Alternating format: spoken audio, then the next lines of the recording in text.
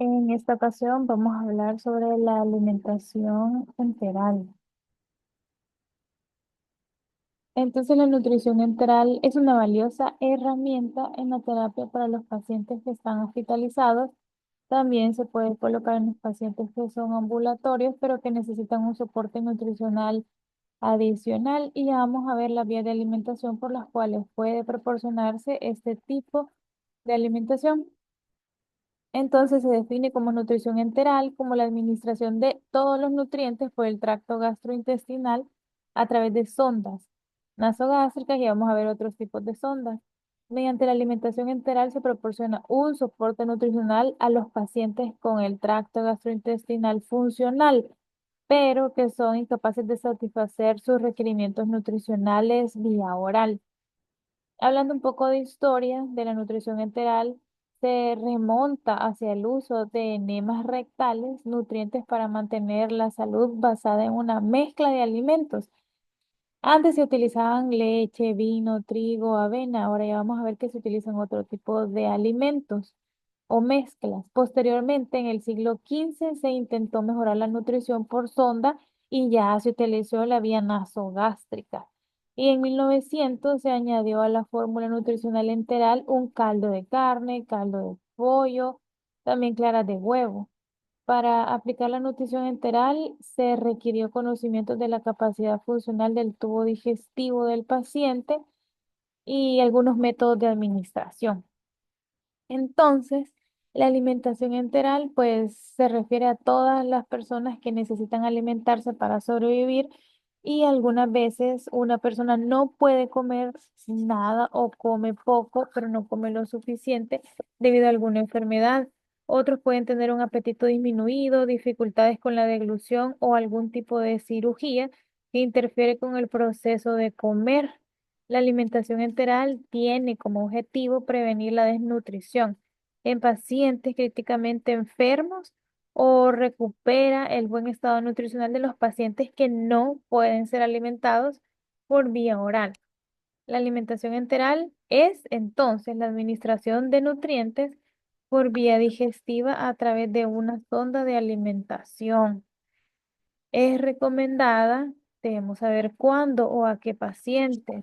El paciente que no quiere comer, el paciente que está postrado, digamos, en un hospital y nos dice que no quiere comer ningún tipo de alimentos, que no le apetece ningún tipo de alimentos. También puede ser el paciente que sus requerimientos nutricionales estén aumentados, que es decir, que el paciente por cualquier patología consuma poca cantidad de alimentos y esto lo lleve a un tipo de desnutrición. Entonces ahí es donde tenemos que utilizar la alimentación enteral. También pacientes, bueno, estos pacientes pueden ser como con quemaduras, con VIH, que no alcancen a consumir los alimentos que necesitan, o pacientes que tienen anorexia. Pero antes de brindar este soporte nutricional enteral, tenemos que hacer también una evaluación nutricional previa. Por ejemplo, si el paciente no nos puede contestar, tenemos que hacer una anamnesis alimentaria al paciente, si es que nos puede responder y si no, algún familiar. El examen físico, es decir, hacer una evaluación antropométrica, medidas antropométricas, también revisar los exámenes de laboratorio, porque este es como el tipo de alimentación que nosotros damos vía oral, que también tiene los macronutrientes, y carbohidratos, proteínas y grasas. Entonces, si nosotros nos excedemos en algún macronutriente, tenemos que saber qué patologías tiene o qué examen de laboratorio tiene para no dañar más el tratamiento o al paciente. Se indica la dieta según tipo de requerimiento calórico que el paciente tenga, o sea, se contabilizan calorías. No solo es poner la alimentación por la sonda, sino que se tiene que calcular las calorías que se le van a administrar. Pero, ¿cuáles son los tipos de alimentación enteral? Recordemos entonces que la nutrición enteral es una técnica de soporte nutricional que consiste en administración de los nutrientes a través del tracto gastrointestinal, pero que sí se utiliza una sonda. Y Esos son los tipos de alimentación enteral, que pueden ser enteral comercial y enteral artesanal. Esos son los tipos que pueden haber. Por ejemplo, la alimentación enteral comercial son las fórmulas artificiales, son líquidas o en polvo, que contienen macronutrientes necesarios según la patología y que se administran directamente al tracto gastrointestinal por una sonda. Y también tenemos la alimentación enteral artesanal, que son fórmulas elaboradas, pero artesanalmente, que contienen moléculas heterogéneas, es decir, distintas, no tienen una buena osmolaridad, digamos, y que esta alimentación son administradas directamente en el tracto gastrointestinal, siempre por la sonda.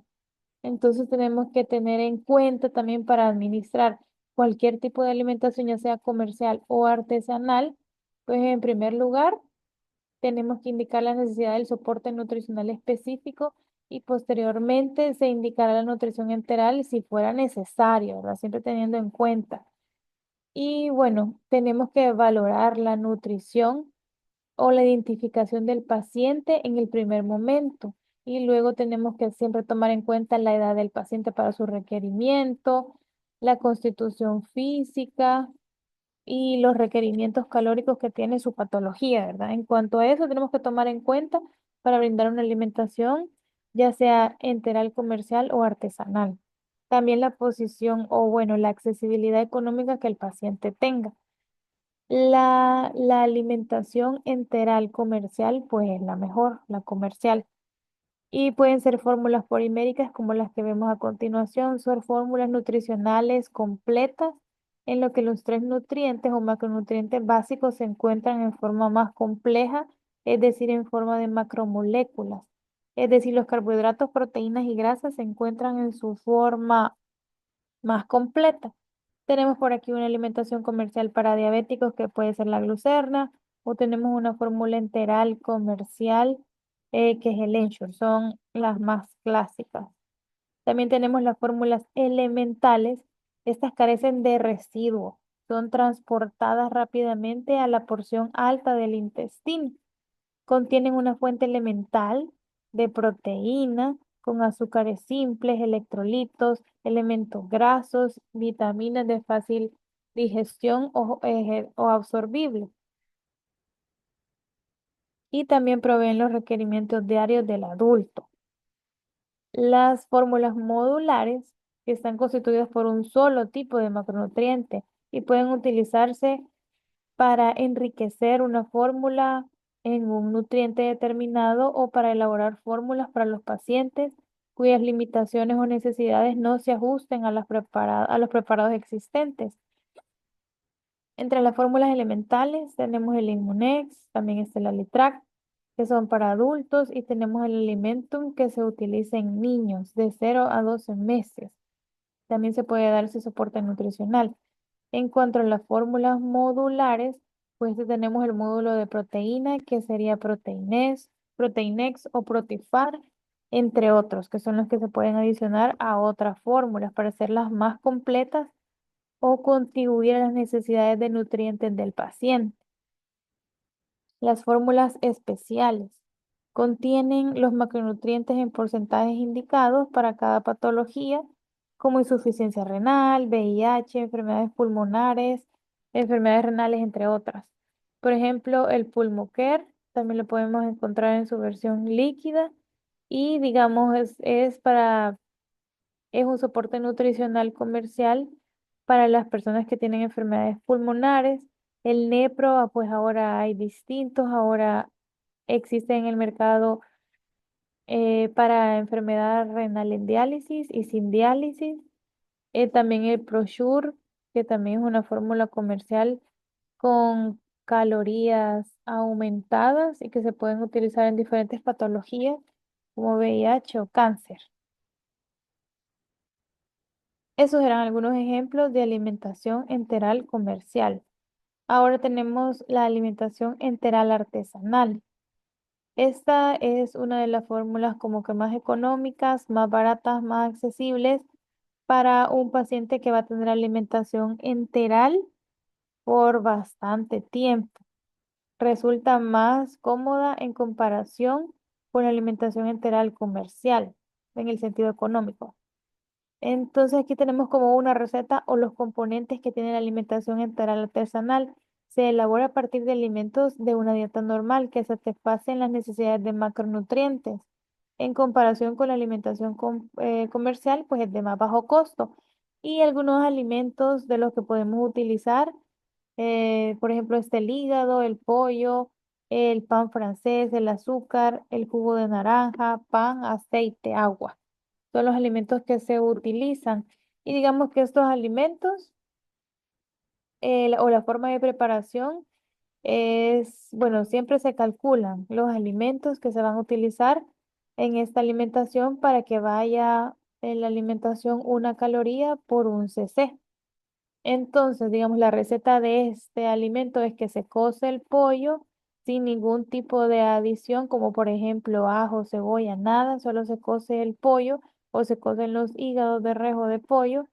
Luego se contabiliza el número de pan francés, el número, la cantidad de aceite que se le va a proporcionar, el número de agua, los mililitros de jugo de naranja y todos estos alimentos cuando ya están medidos, según los requerimientos del paciente, pues se licúan, luego se cuelan 3 veces y digamos, se tiene que medir la cantidad según las calorías que el paciente necesita y luego se depositan en la bolsa. Y esta alimentación se puede brindar por la sonda, ya sea nasogástrica, ¿verdad? Pero esta alimentación, como ustedes pueden imaginarse, tiene desventajas. Tiene una alta frecuencia de contaminación, alta viscosidad, puede ser que la sonda o la bolsa se tape porque la osmolaridad no es la correcta, porque deja residuo, tiene una densidad calórica variable, no podemos asegurar que un ml contenga una caloría, no lo podemos asegurar al 100%. Tiene una falta de homogeneidad, poco tiempo de duración. Digamos, al aire libre tiene poco tiempo. Las vías de administración de la alimentación enteral, pues puede ser transnasal, que se administra por menos de 4 semanas, y puede ser nasogástrica, nasoduodenal y nasoyeyunal. Las ostomías que se realizan si la alimentación se prolonga por más de 4 semanas, que puede ser esofagostomía, gastrostomía, duodenostomía y yeyunostomía, según la parte del aparato digestivo a la que queramos. Y estas son las vías transnasales. Se evita procedimientos quirúrgicos, son bien toleradas, las ondas son flexibles y son de pequeño calibre. Esas son las ventajas de la alimentación o de digamos, la utilización de alimentación integral transnasal. Y aquí tenemos las desventajas de las vías transnasales, que tenemos que el tubo interfiere con el funcionamiento normal del esfínter del esófago. La esofagitis por reflujo es un problema, ya que el esfínter del esófago pues está distendido y la regurgitación pues puede tener problemas con la aspiración o tiene riesgos de aspiración. Y también hay pacientes desorientados que se la quitan fácilmente. Tenemos la vía de administración por ostomías, que está la gastrostomía, la duodenostomía y la yeyunostomía. Las ventajas de las ostomías es que son invisibles. Recordemos que estas se pueden colocar por más de 4 semanas. Se evita la incomodidad de la zona de la nariz. Pero las desventajas de las ostomías es que tiene riesgo de infección e irrita alrededor del catéter. Y también necesita una intervención quirúrgica. Aquí tenemos las técnicas de administración de la alimentación, pues puede ser por bolos. Esta se administra a través de una jeringa o con el uso de una jeringa y la administración debe ser lenta, de 30 a 45 minutos. Se recomienda dar de 4 a 6 veces al día por tomas de 200 a 400 ml cada una de la alimentación. También puede ser por gravedad intermitente, toma en la sonda tipo suero. Esa se cuelga a la bolsa especial para alimentación enteral y se contabilizan las gotas por minuto y cada toma tiene que pasar de 30 a 60 minutos. Se recomienda dar de 3 a 4 veces al día, o sea, una dieta fraccionada. Y tenemos otra técnica que es la de infusión continua. Necesita bomba de infusión. La máquina se programa para el goteo y se utiliza en pacientes críticos, pero se necesita bomba. Digamos que la bomba contabiliza todas las gotas y el tiempo por minuto. Pero tenemos complicaciones de la alimentación enteral. Tenemos complicaciones gastrointestinales, metabólicas y mecánicas. Dentro de las gastrointestinales tenemos la diarrea, los vómitos, la distensión abdominal. Las metabólicas, pues puede haber hiperglicemia o hígado graso. Las mecánicas es la erosión causada por la sonda, la obstrucción de la sonda y la broncoaspiración. Luego tenemos la alimentación parenteral. Esta alimentación parenteral, pues es la nutrición que consiste en la administración de nutrientes por vía venosa a través de los catéteres específicos para cubrir las necesidades energéticas y mantener un estado nutricional adecuado en aquellos pacientes en los que la vía enteral, la que acabamos de ver, pues es inadecuada. El sistema digestivo, la verdad que no está funcionando o se necesita por la patología que el sistema digestivo no trabaje. Y si el aporte de nutrientes es total, se trata de una nutrición parenteral total.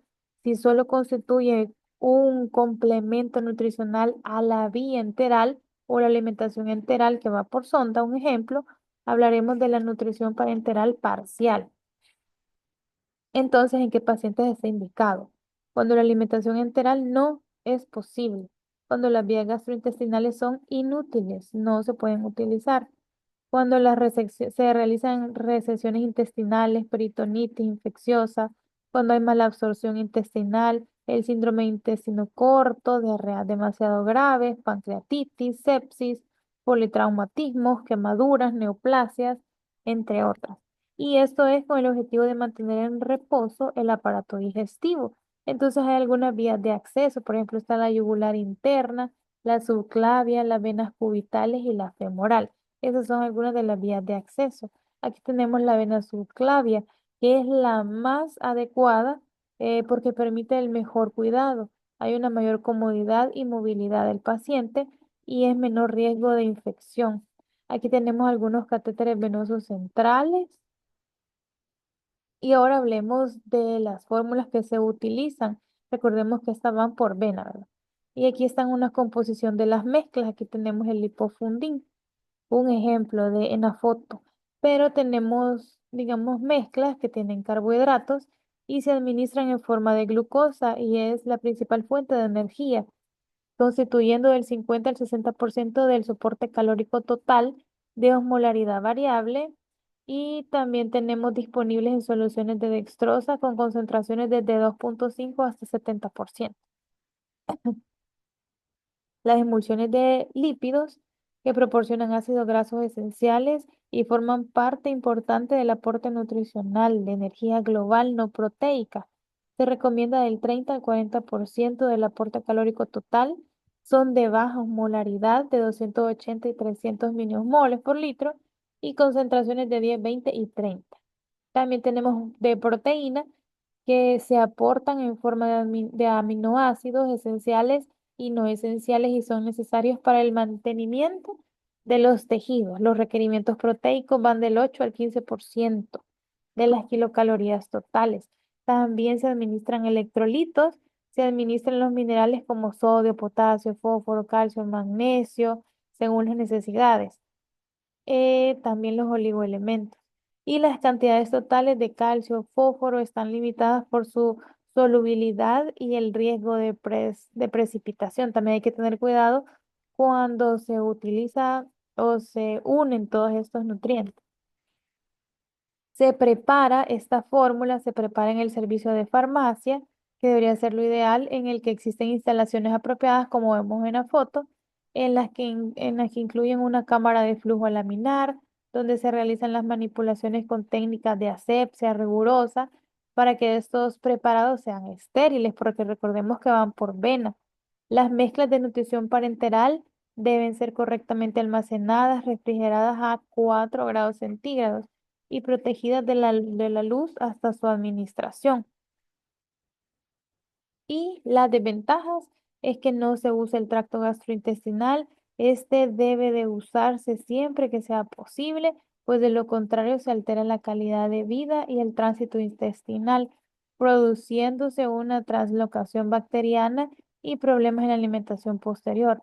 La verdad que el costo de esta alimentación también es elevado y también puede presentar infecciones en el catéter.